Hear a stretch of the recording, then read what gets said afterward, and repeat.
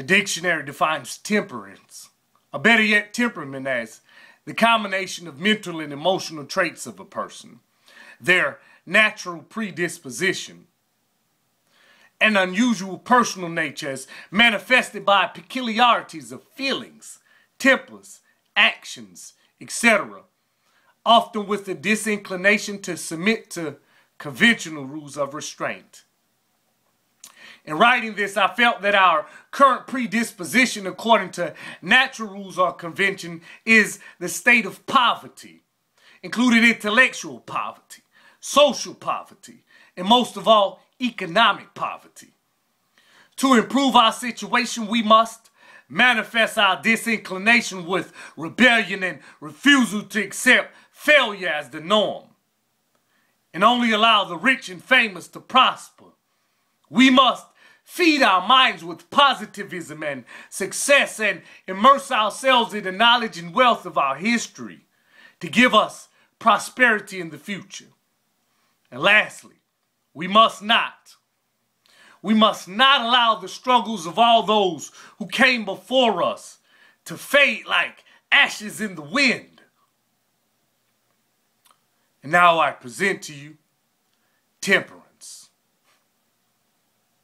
I know that I may not be the great speaker that some may look for or want, but I do have a voice, and I would like to tell you what I think the dream of Dr. Martin Luther King will be for us today. After listening to several of Martin Luther King's speeches, I've learned that his dream is deeply embedded in the hopes and wishes of slaves. As I allow my mind to drift back, I can almost imagine how he would feel today when fewer racial barriers exist to hold us back as a majority. Yet we are still not prospering as we should. Would he look back today and be ashamed that the many bludgeoning beatings and blows that he and others took to stand up for righteousness were in vain? Would he hold his head down in shame that the proud black race has reduced its mothers to whores, its daughters to high school dropout crackheads, its sons to drug dealers and murderers? Would he be hurt that we are committing genocide among ourselves, throwing away the educational opportunities that sweat, blood, and tears have made way for? Tell me this. Tell me, how would Harriet Tubman feel if she could see that she walked all those miles for freedom so that we could fall right back into slavery? Was it all in vain? Have we truly risen from the ruts we came out of? Or are we digging ourselves into deeper ditches? Examine where we are right now, where ghettos are no longer a forced residence, but a rest haven for crime and filth, injustice, and the destruction of beautiful minds,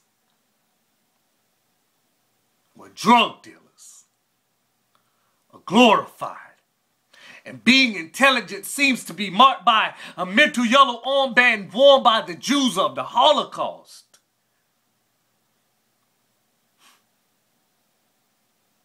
Tell me, how long will we sit here in this pretentious predicament and watch the decadent, decrepit degradation of our own people? A blessed people, one that has been promised greatness. Tell me, how long will we sit here and watch popular music, television, and consume the masochism or gratification of sexual nature derived from pain, iniquity, lasciviousness that it releases to teach our young people what it means to be a man or a woman? Tell me, when will the day come when we unmask our true slave masters in revolt? Ignorance is plaguing our people like never before, worse than any grandfather law or men in white hoods on horses could ever do. Ignorance is slowly tearing at the fabric of our foundation to eat away at our potential for greatness. Is it because we have no visible or outright pressing issues to protest that we have simply laid on the pallet of contentment to stay where we are, not reach for higher goals, higher planes. I would like to attempt to realize the dream of Dr. Martin Luther King for us today. Number one, challenge yourself to break out of the mold and be great. Two, use the opportunities that are sitting in front of you to make a great nation. And finally, make your mark on this world. Live the life that our ancestors and our parents, they only dreamed about. Thank you.